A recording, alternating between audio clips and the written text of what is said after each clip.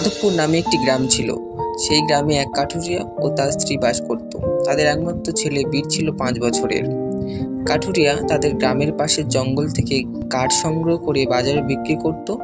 এইভাবে তাদের সংসার চলত। জঙ্গলে কোনো হিংস্র পশু পাখি থাকতো না, তাই গ্রামবাসী শান্তিতে বসবাস করত। একদিন সেই জঙ্গলে এক দুষ্টু ডাইনি এসে হাজির হলো।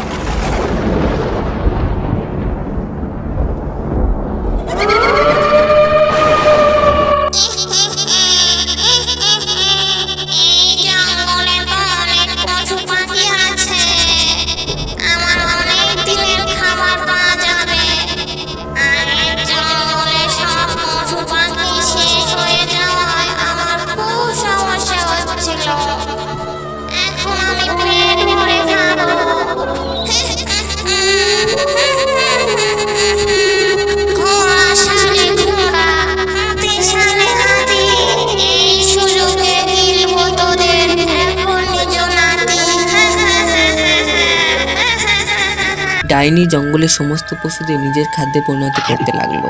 তার প্রতাপে জঙ্গল একেবারে মৃতপ্রায় হয়ে গেল। এমন একদিন কাঠুরিয়া জঙ্গলে কাঠ কাটতে এসে দেখলো গাছের পাতাগুলো একেবারে শূন্য হয়ে গেছে। জঙ্গলটি কেমন যেন মনমরা হয়ে আছে। আজ জঙ্গলটা কেমন ফাঁকা ফাঁকা লাগছে কেন? জঙ্গলের অনেক ভেতরে তো চলে এলাম, সমস্ত পশু পাখি কোথায় গেল? আমি বরং কাঠ কেটে নিয়ে বাজারে যাই। কাঠুরিয়া বাড়িতে এসে তার স্ত্রীকে সমস্ত ঘটনা খুলে বলে এবং তারা খুবই চিন্তা করতে থাকে। এদিকে ডাইনি পশু পাখি শেষ করে মানুষ খেতে শুরু করলো।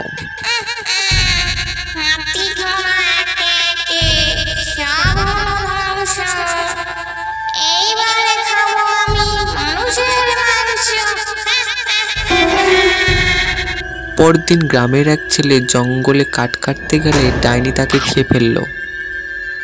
তারপর থেকে গ্রামের মানুষ এক এক করে নিখোঁজ হয়ে যেতে লাগলো। তাই দেখি গ্রামের মানুষ আর জঙ্গলের দিকে যেত না।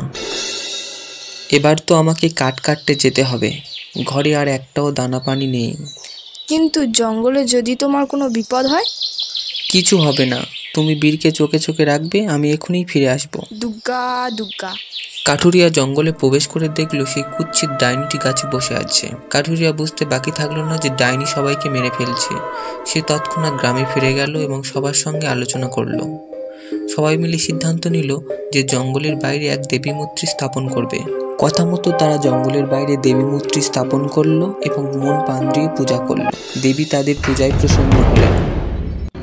তোমাদের কোনো ভয় নেই, আমি তোমাদের ও এই জঙ্গলকে রক্ষা করব।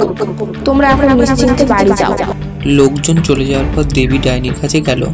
তুই এই বন ছেড়ে চলে যা। তারপর কিছুক্ষণ ধরে দেবী আর ডাইনির যুদ্ধ চলল। দেবীর শক্তির কাছে ডাইনি পরাজিত হলো এবং মারা গেল।